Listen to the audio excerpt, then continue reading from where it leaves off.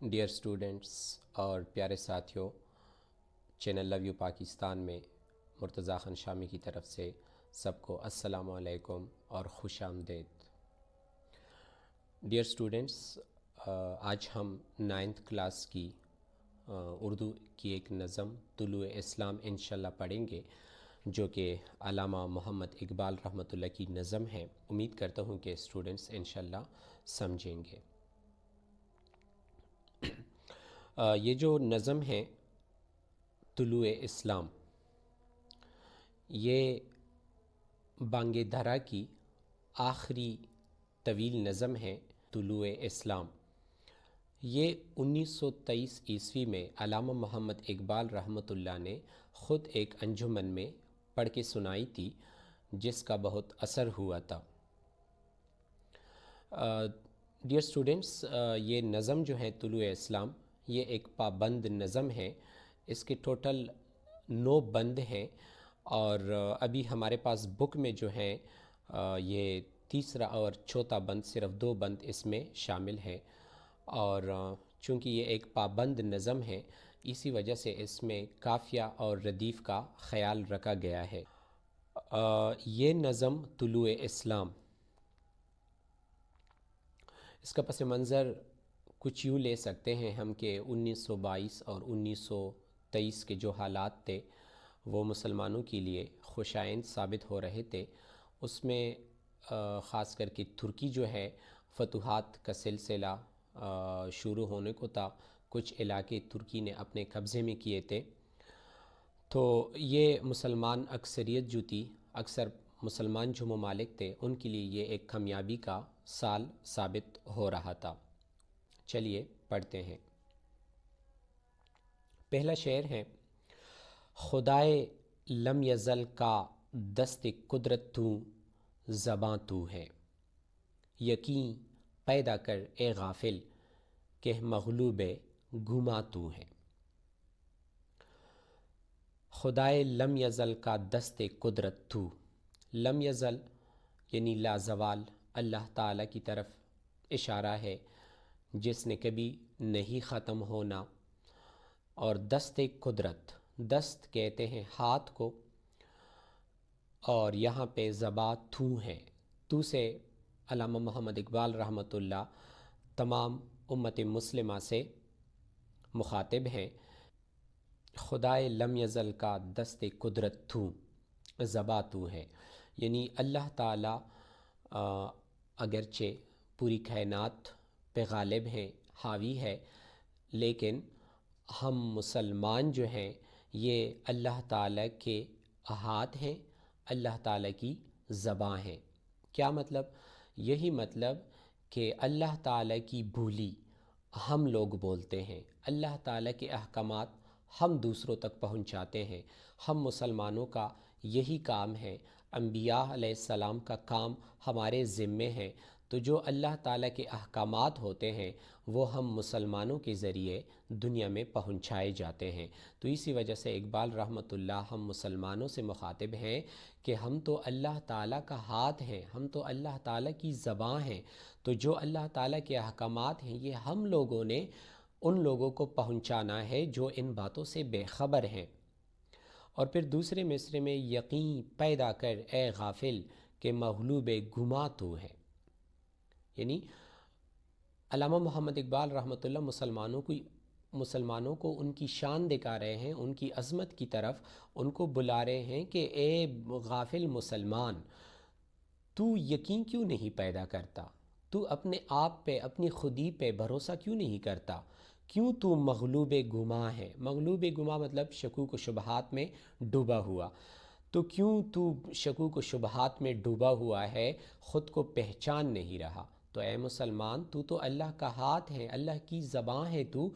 اپنے آپ کو پہچان، اپنے آپ پہ یقین پیدا کر۔ تیرے ہاتھ سے اس دنیا کا نظام بدلنے والا ہے، اس کائنات کا نظام بدلنے والا ہے، تو ذرا خود کو پہچان۔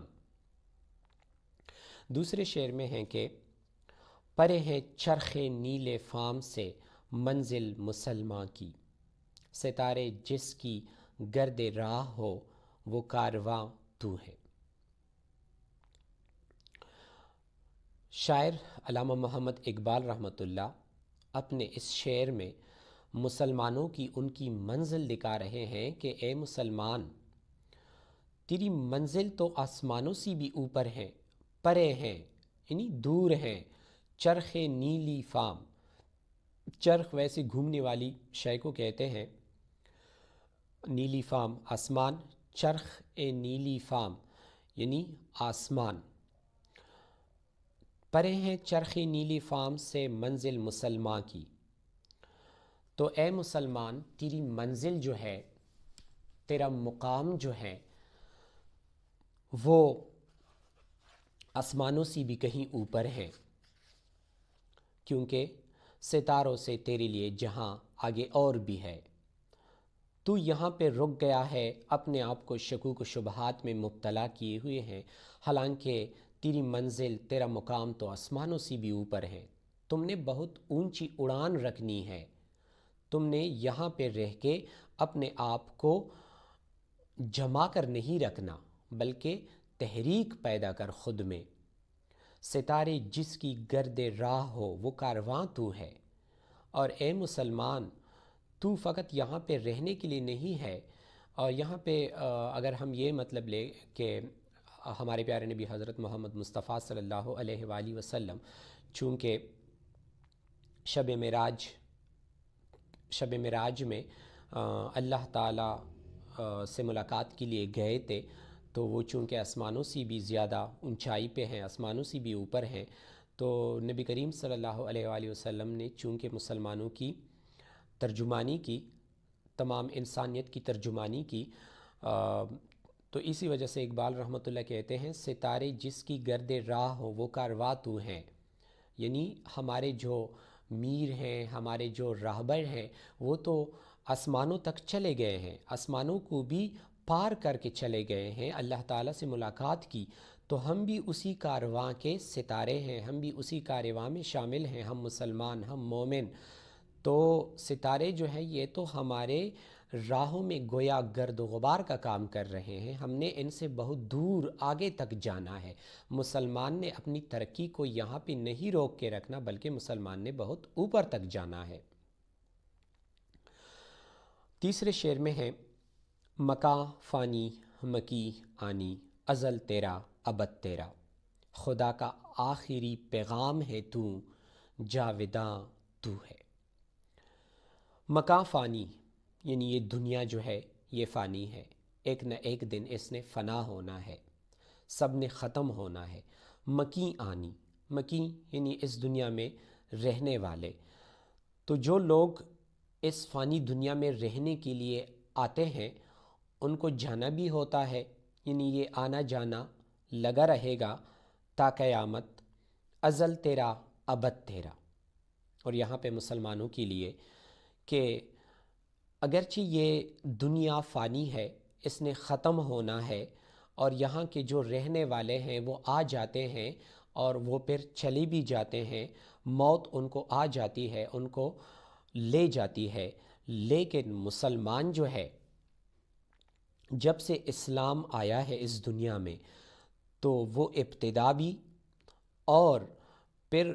جب مسلمان مر جائے وہ انتہا بھی، یعنی یہ دنیا بھی ہماری، ابتدا بھی ہماری، اور انشاءاللہ تعالی انتہا بھی ہماری ہوگی۔ شرط یہ ہے کہ مسلمان اپنے آپ کو بھول نہ جائے، مسلمان اپنے اسلام کا جھنڈا جو ہے وہ ہمیشہ اونچا رکھے، تو انشاءاللہ ابتدا بھی ہماری تھی اور انتہا بھی ہماری ہوگی۔ ہم نے فنا نہیں ہونا، کیونکہ اللہ تعالی ہمیں یہ دنیا بھی دے رہا ہے اور انشاءاللہ وہ دنیا بھی دے گا۔ آخری مصرع بالکل اسی مصرع کی ترجمانی کر رہا ہے، خدا کا آخری پیغام ہے تو، جاوداں تو ہے،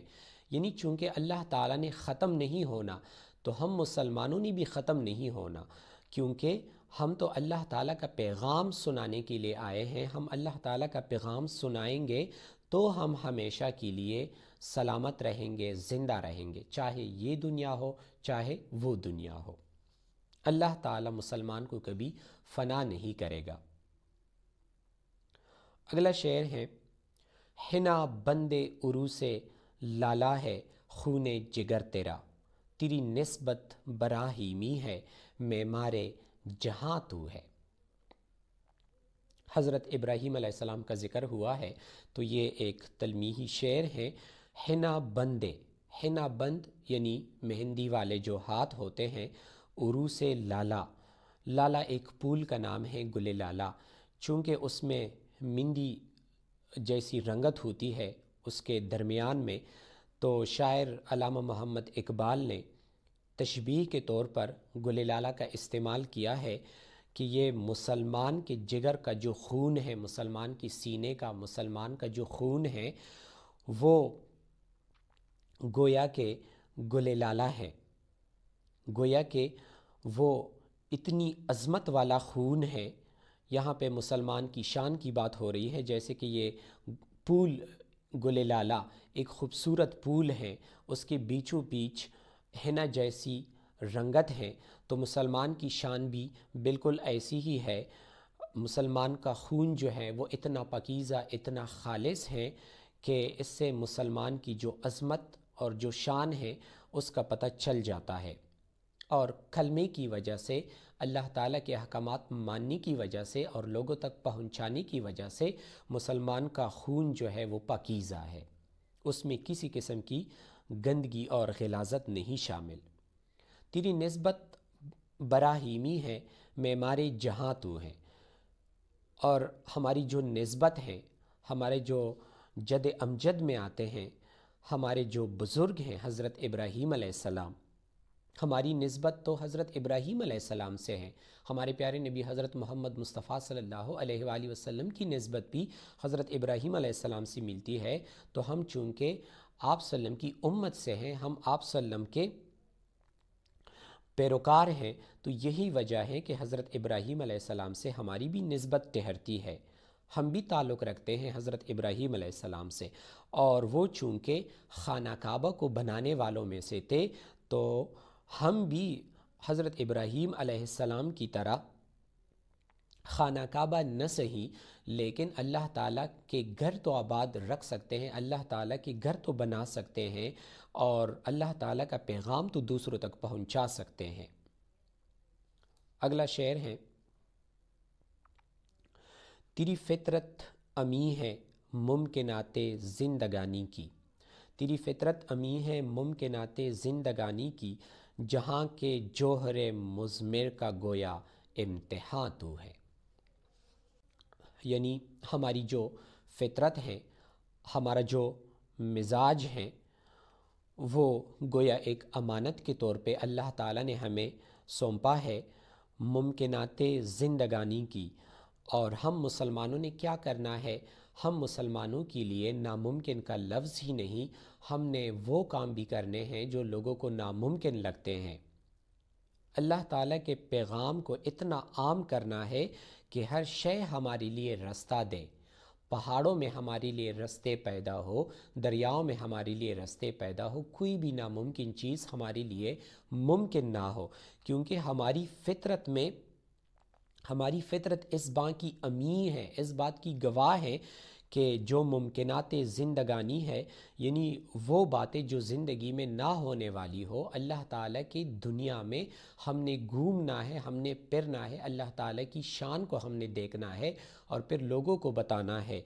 تاکہ دریا بھی ہمیں راستہ دے، پہاڑ بھی ہمیں راستہ دے، ہمیں کسی قسم کی کوئی رکاوٹ نہ ہو۔ اور مصرے میں ہے کہ جہاں کے جوہر مضمر کا گویا امتحان تو ہے، یعنی ہم اس دنیا میں بطور امتحان آئے ہیں، اللہ تعالیٰ ہمارا ہر وقت امتحان لیتا رہتا ہے۔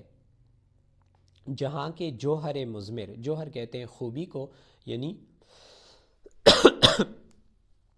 اللہ تعالیٰ نے ہمارے لیے اس دنیا میں جو خوبیاں، جو جوہر چھپا رکھے ہیں، جو قیمتی چیزیں ہمارے لیے چھپا رکھی ہے، جوہر مضمر، مضمر کہتے ہیں پوشیدہ کو، خفیہ کو،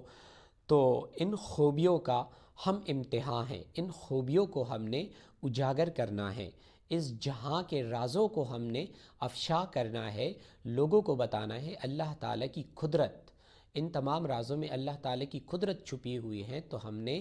اس دنیا کے نظام کو بتانا ہے، اس دنیا کے نظام کو دکھانا ہے لوگوں کو، اللہ تعالیٰ کے پیغام کو عام کرنا ہے۔ اگلا شعر ہے، جہان آب و گل سے عالم جاوید کی خاطر، نبوت ساتھ جس کو لے گئی وہ ارمغاں تو ہے۔ اس شعر میں شاعر علامہ محمد اقبال رحمۃ اللہ شب معراج کے واقعے کی طرف بھی شاید اشارہ ہو کہ جہان آب و گل سے عالم جاوید کی خاطر، جہان آب و گل یعنی یہ جو دنیا ہے، اس کی جو مٹی ہے، اس کا جو پانی ہے، عالم جاوید کی خاطر یعنی اس دنیا کی خاطر جس نے ہمیشہ ہمیشہ کے لیے رہنا ہے، جو ہمیشہ کے لیے آباد رہے گی۔ تو جہان آب و گل سے عالم جاوید کی خاطر یعنی ہم مسلمانوں کی جو شان ہے وہ کبھی نہیں مٹنی، وہ کبھی فنا نہیں ہونی، تو اس کی خاطر نبوت ساتھ جس کو لے گئی، یعنی حضرت محمد مصطفیٰ صلی اللہ علیہ وآلہ وسلم اپنے ساتھ ہماری یہ عظمت، یہ شان وہاں پہ لے گئے، اور وہاں پہ مہر ثبت کی کہ مسلمان کی شان جو ہے اس میں کبھی کمی نہیں آئے گی، شرط یہ ہے کہ وہ اللہ کے راستے پہ رہے، اللہ کی راہ کو وہ نہ چھوڑے۔ وہ ارمغاتو ہیں، اور ہم تو ایک تحفہ ہے، اور یہ تحفہ جو ہے شب معراج کے وقت حضرت محمد مصطفیٰ صلی اللہ علیہ وآلہ وسلم کو یہ تحفہ نصیب ہوا تھا، چونکہ آپ وسلم ہم مسلمانوں کی ترجمانی کر رہے تھے، تو اسی وجہ سے گویا یہ تحفہ ہم مسلمان ہیں۔ اسلام، نماز، کلمہ، روزہ، یہ ساری جو عبادات ہیں بطور تحفہ مسلمان کو ملی ہے، تو گویا کہ ہم مسلمان جو ہے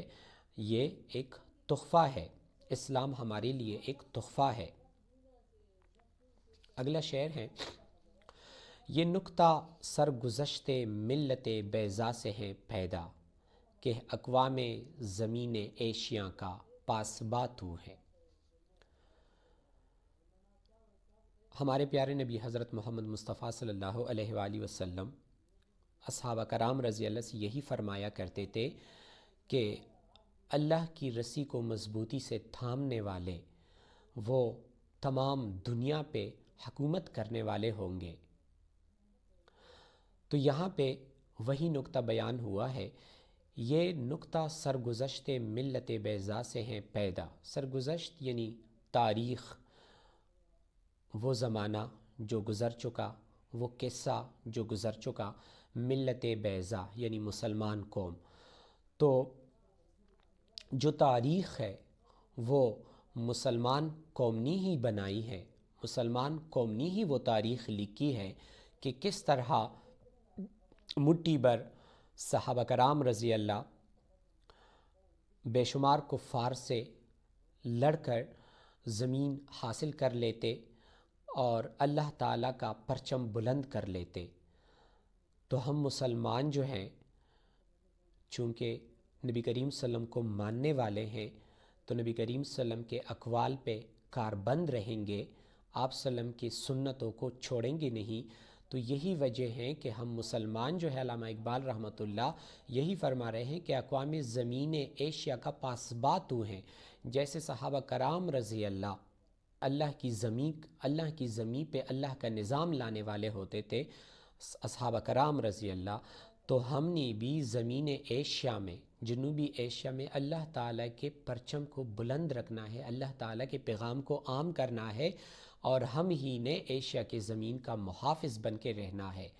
ہم نے ہی اسلام کا بھول بالا لانا ہے۔ سبق پھر پڑھ صداقت کا، عدالت کا، شجاعت کا، لیا جائے گا تجھ سے کام دنیا کی امامت کا۔